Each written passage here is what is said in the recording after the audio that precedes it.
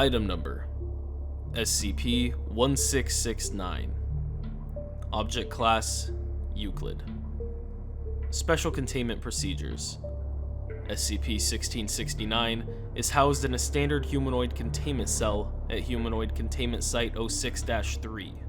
As a former Foundation researcher, SCP-1669 is considered a low-risk humanoid SCP, and may request items or materials at the discretion of Level 3 security staff, so long as such materials do not violate any security protocols. SCP-1669 is aware of its classification as a Euclid-class anomalous entity, but is not aware of the specifics of its containment, nor of the nature of 1669-Alpha events. Disclosure of this information to SCP-1669 is punishable by immediate transfer and/or termination. In the event of such a disclosure, SCP-1669 is to be administered Class A amnestics. All deceased instances of SCP-1669 are to be stored in separate cryogenic freezers following examination and autopsy. Until such a time that a better understanding of 1669 Alpha events is made, all experimentation regarding and attempts to prevent such events are indefinitely suspended.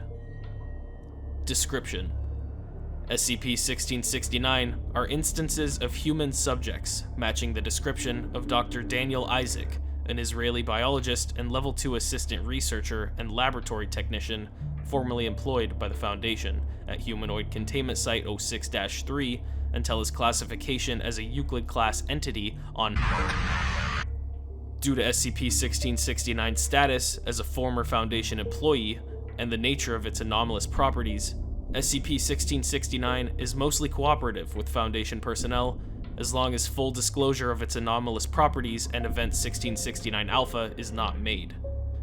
Event 1669 Alpha is an anomalous event that first occurred on and has reoccurred approximately every 161 days since, with a margin of error of approximately 33 hours.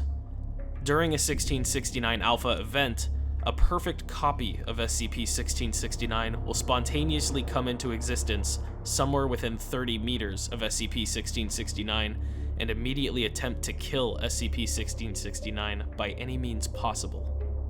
The newer instance of SCP-1669 will not respond to any attempts at communication and exhibits extraordinary single-mindedness in the completion of its goal.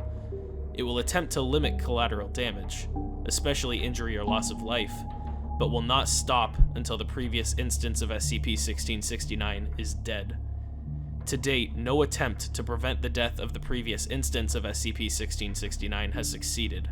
New instances of SCP-1669 have exhibited unusual strength, speed, and reflexes, as well as the ability to shrug off or ignore pain and injury. See Addendum 1669-01 for more information. Upon the death of the previous SCP-1669 instance, SCP-1669 will lose consciousness for a period of no less than 3 minutes, and upon returning to consciousness will have no recollection of any event prior to the initiation of Event 1669 Alpha. Examination and autopsy of SCP-1669 instances has yielded that they are exact copies, aside from whatever clothing or equipment they are wearing or carrying at the time, down to the presence of birthmarks, minor injuries, and scar tissue. Investigation of the work history of Dr. Isaac has not yielded any anomalous items or contained subjects which can explain SCP-1669's anomalous properties. As a Level 2 laboratory technician, Dr. Isaac did not have any direct contact with objects in containment. Addendum 1669-1 Log of Notable Event 1669 Alpha Iterations. Iteration 1. Date. Time. 1521. Description: during a brief conversation with coworker Dr. outside of Biological Laboratory 3, SCP-1669-1 appeared from a nearby hallway, walked up behind Dr. Isaac, and stabbed him 13 times in the torso with a scalpel. Dr. Isaac died within approximately 23 seconds, upon which SCP-1669-1 lost consciousness. Note: all clothing and carried items on SCP-1669-1 were identical to that of Dr. Isaac, including the serial number and wear pattern on a $20 note Dr. Isaac had received from the result of a bet with a coworker approximately 14 minutes before the event. Iteration 2. Date: Time: 11:08. Description: SCP-1669-2 appeared out of a large air vent near SCP-1669-1, who had been transferred into a low-security cell following 162 days of observation. SCP-1669-2 entered the cell and strangled SCP-1669-1 before security guards were able to respond, upon which SCP-1669-2 lost consciousness. Examination of the HVAC system showed no possible way in which an adult human could have gained access to the containment wing. Note: all clothing and carried items were identical, except that the jumpsuit worn by SCP-1669-2 was yellow instead of the regular orange. Iteration 8. Date: Time: 9:17. Description: with prior approval from the site director, SCP-1669-7 was informed of the nature of Event 1669 Alpha and given body armor and a non-lethal firearm prior to the event. Response team members, armed with additional non-lethal weapons, were assigned to guard SCP-1669-7, with orders to attempt to subdue and take SCP-1669-8 alive if possible. SCP-1669-8 appeared during a shift change for the response team. During the confusion, SCP-1669-8 managed to subdue 3 armed personnel in hand-to-hand combat before reaching SCP-1669-7 and shooting it twice in the head with a high-caliber handgun. The non-lethal weapons employed by the response team personnel appeared to have no effect. Note: SCP-1669 exhibited advanced training in hand-to-hand combat techniques in this iteration, which is inconsistent with the level of defensive capability known to be in SCP-1669's possession outside of a 1669 Alpha event. This iteration is also notable as the first iteration in which a new instance of SCP-1669 appeared with a weapon or equipment not in the possession of the previous instance. Iteration 12. Date: Time: 23:22. Description: prior to Event 1669 Alpha, SCP-1669-11 was locked inside an armored personnel carrier, crewed and guarded by 2 heavily armed squads from Mobile Task Force. MTF was given discretionary permission to protect SCP-1669-11, using any means at their disposal, up to and including the use of lethal force. SCP-1669-12 appeared wearing heavy body armor and wielding a man-portable high-explosive anti-tank rocket launcher, which it used to destroy the carrier. 1 member of MTF, as well as SCP-1669-11, were killed instantly, and 4 more team members were wounded in the attack. SCP-1669-12 was also injured by its proximity to the blast.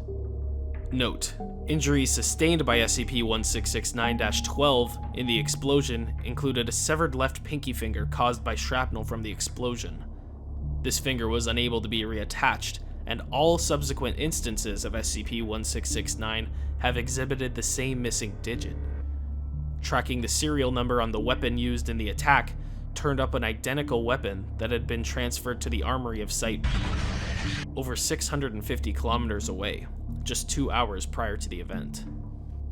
Iteration 20. Date: Time: 23:22. Description: with prior approval from both respective site directors, SCP-1669-19 was taken to Containment Area 25B, where SCP-076-2 had recently awakened. Cooperation from SCP-076-2 was secured when informed that the force coming for SCP-1669-19 could not be stopped by any means available to the Foundation and would make a worthy opponent for SCP-076-2. SCP-1669-19 was positioned within the killing corridor behind SCP-076-2. SCP-1669-20 emerged from SCP-076-1 and lunged at SCP-1669-19, but the attack was successfully deflected by SCP-076-2. The two proceeded to battle for 14 hours before SCP-1669-20 suddenly manifested and attacked SCP-076-2, resulting in the death of members of MTF as well as SCP-1669-19, upon which SCP-1669-20 lost consciousness. SCP-076-2 immediately attempted to breach containment and was subsequently terminated. An additional 10 personnel were lost during the containment attempt. Before finally succumbing to his injuries, SCP-076-2 was heard muttering, "That's the most fun I've had in ages." Note: the manifestation of by SCP-1669-20 shows no upper limit to the abilities that can be manifested by an SCP-1669 instance during Event 1669 Alpha. Due to the high loss of Foundation personnel and damages to Foundation resources, further attempts to prevent Event 1669 Alpha were suspended following this incident. Going forward, under no circumstances is SCP-1669 allowed to come into contact with SCP-076-2.